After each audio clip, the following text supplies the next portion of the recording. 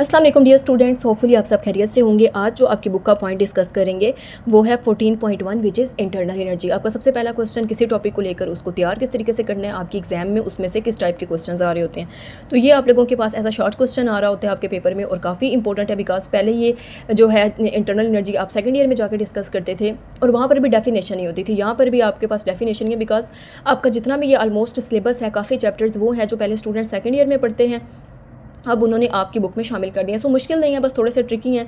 इंशाल्लाह जैसे जैसे लेक्चर्स अपलोड होते जाएंगे, आप इसको देखते जाएंगे तो एट द एंड आपकी बहुत अच्छी तैयारी हो जाएगी, बिकॉज हर टॉपिक में मैं आपको ये चीज़ें बताऊंगी आपके पेपर में किस तरीके से क्वेश्चन आ रहे होते हैं। इसी तरीके से हम अपनी तैयारी करते जाएंगे और आपकी तैयारी जो है वो काफ़ी अच्छी हो जाएगी। केमिस्ट्री में भी इंशाल्लाह आप 60/60 मार्क्स लेंगे, बिकॉज इसमें रिएक्शंस होते हैं और जिन स्टूडेंट्स जो है वो रिएक्शंस अच्छे से अपनी फिंगर टिप्स पर याद कर लेते हैं वो केमिस्ट्री में फुल मार्क्स लेते हैं जिस लेवल पर, चाहे सेकंड ईयर में भी केमिस्ट्री की क्यों ना, बहुत अच्छे नंबर आ रहे होते हैं स्टूडेंट्स के। ईजी होता है, बस थोड़ा सा ट्रिक होता है मैथ की तरह, थोड़े से जैसे वहाँ फार्मूले होते हैं इसमें रिएक्शंस होते हैं।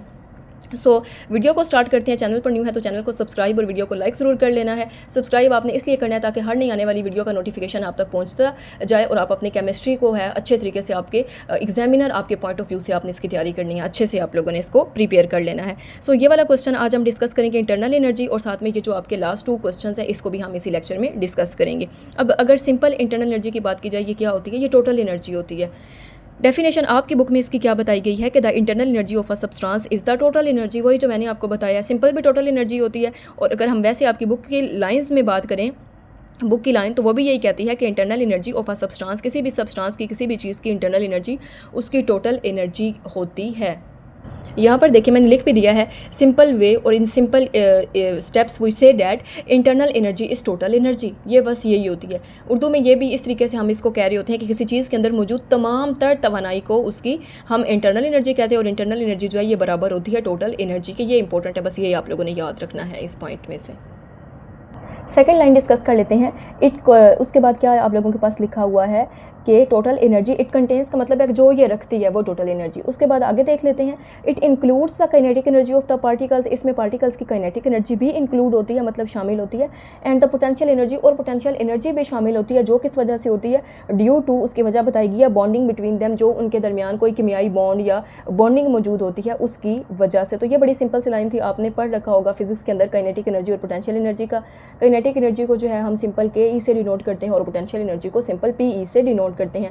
काइनेटिक एनर्जी आप लोगों के पास किसी भी ऑब्जेक्ट के, किसी भी सब्सटेंस के मूव करने से वजूद में आती है, आपको देखने को मिलती है। और पोटेंशियल एनर्जी वो होती है जब कोई भी चीज़ मूव नहीं कर रही होती, साकिन होती है, अपनी जो है पोजीशन उसने बरकरार रखी होती है, तो उसको हम पोटेंशियल एनर्जी कहते हैं। अगर हम मजीद डेली लाइफ के अंदर इसकी एग्जांपल देखें तो आप कंसिडर करें कि आपके आसपास जो है वो कहीं आपने चाय का गर्म कप रखा हुआ है। अब सारी बात है चाय गर्म है बिकॉज ऑफ हीट, उसमें हीट है, हीट की वजह से जो पार्टिकल्स है वो भी काफ़ी हद तक मूव कर रहे होंगे। तो मूव करने से हमेशा कौन सी एनर्जी आती है? काइनेटिक एनर्जी आती है। और पोटेंशियल एनर्जी जो है, अब जो पार्टिकल्स हैं, सारी बात है लिक्विड है, चाय जो है उसमें बॉन्डिंग भी आपको देखने को मिलती है। जैसे गैसेस के जो केस होता है वहाँ पे तो आपको कोई फोर्स या किसी किस्म की जो बॉन्डिंग है वो नहीं देखने को मिलती, बिकॉज उसमें ये निग्लिजिबल होती हैं। लेकिन अब यहाँ पे लिक्विड है तो फिर बॉन्डिंग की वजह से आपको कुछ ना कुछ जो पार्टिकल्स आपस में जुड़े हुए हैं, तो वो किस वजह से जुड़े हुए होंगे? उसकी बॉन्डिंग की वजह से वहाँ पे आपको पोटेंशियल एनर्जी देखने को मिलेगी। पोटेंशियल एनर्जी की वजह से वहाँ पर बॉन्डिंग जो है वो पाई जाएगी। अब सिंपल हम ये भी कहते हैं कि इंटरनल एनर्जी जो है ये बराबर होती है काइनेटिक एनर्जी की और पोटेंशियल एनर्जी की। इस लाइन, इस जो ये मैंने यहाँ पे फार्मूला सा लिखा है, इसका अंदाज़ा आपको आपकी इसी बुक की डेफिनेशन के सेकंड लाइन में हो भी जाएगा, जहाँ पे उसने काइनेटिक एनर्जी और पोटेंशियल एनर्जी दोनों की बात की है। बिकॉज जब भी हम बात करते हैं कि इंटरनल एनर्जी टोटल एनर्जी होती है या इंटरनल एनर्जी जो है ये टोटल एनर्जी के बराबर होती है या फिर काइनेटिक और पोटेंशियल एनर्जी के बराबर होती है, तो बात तो एक ही होती है ना, ठीक है। ये भी तो आप लोगों के पास उसी एनर्जी का हिस्सा है, ये इसी वजह से तो टोटल एनर्जी की हम बात करते हैं ना, काइनेटिक एनर्जी और पोटेंशियल एनर्जी की वजह से, ये मूवमेंट की वजह से और ये आपस में पार्टिकल्स की बॉन्डिंग की वजह से आपको देखने को मिल रही होती है। अब फर्स्ट क्वेश्चन देख लेते हैं, व्हाट इज़ ट्रांसलेशनल मोशन। आपसे पूछा गया कि ट्रांसलेशनल मोशन क्या होती है।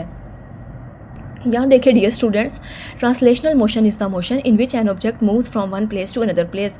ट्रांसलेशनल मोशन वो मोशन होती है जब जिसमें कोई भी ऑब्जेक्ट जो है वो एक जगह से दूसरी जगह मूव कर रहा होता है। इसकी एग्जांपल है अ फ्लाइंग कार, ठीक है, यहाँ पे कार है, बॉल नहीं करना आपने।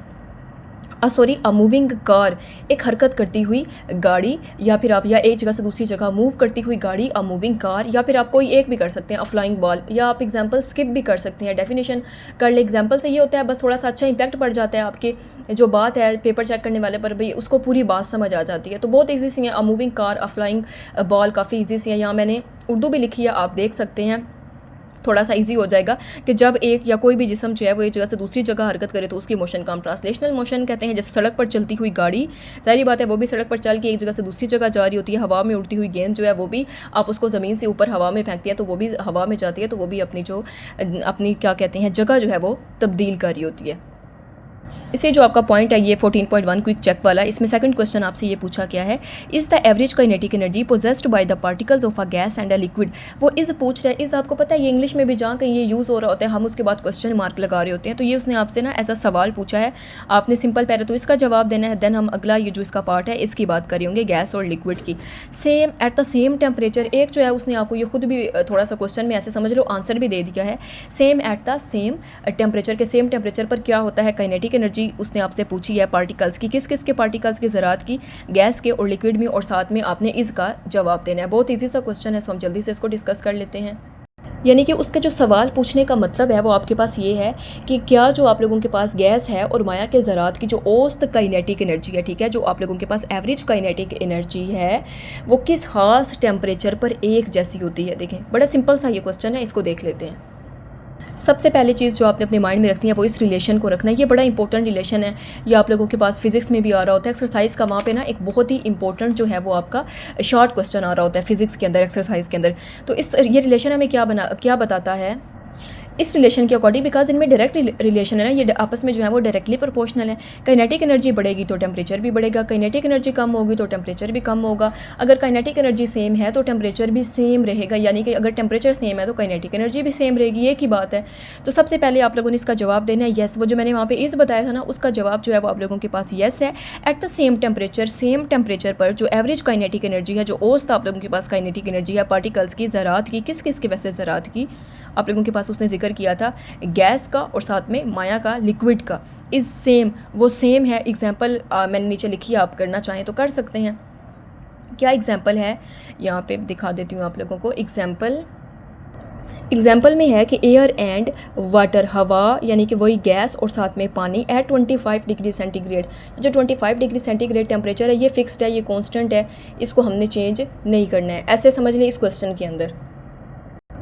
सो आगे क्या बताया गया है, have the same kinetic energy of their particles. उसके का जो पार्टिकल्स हैं, जो ज़रात हैं, उनकी काइनेटिक एनर्जी जो है, औसत काइनेटिक एनर्जी या एवरेज काइनेटिक एनर्जी वो सेम है। बिकॉज रीज़न क्या है, उसकी वजह क्या है, देयर टेम्परेचर इज़ सेम, उनका टेम्परेचर जो है वो सेम है। आपको बताया 25 डिग्री सेंटीग्रेड जो हमने खुद से आप समझ लें सपोज किया या फिक्स कर दिया, हमने वो सेम रखा, तो जाहिर बात है काइनेटिक एनर्जी भी सेम होगी। बिकॉज शुरू में बताया था आपको कि जो इनका रिलेशन है, ये क्वेश्चन स्टार्ट करने से पहले बताया था, उन आपस में रिलेशन जो है वो इनका डायरेक्टली प्रोपोर्शनल है। अब काइनेटिक एनर्जी भी सेम ही रहेगी ना, बिकॉज टेम्परेचर जो सेम है, इन दोनों का आपस में काइनेटिक एनर्जी और टेम्परेचर का डायरेक्ट रिलेशन है।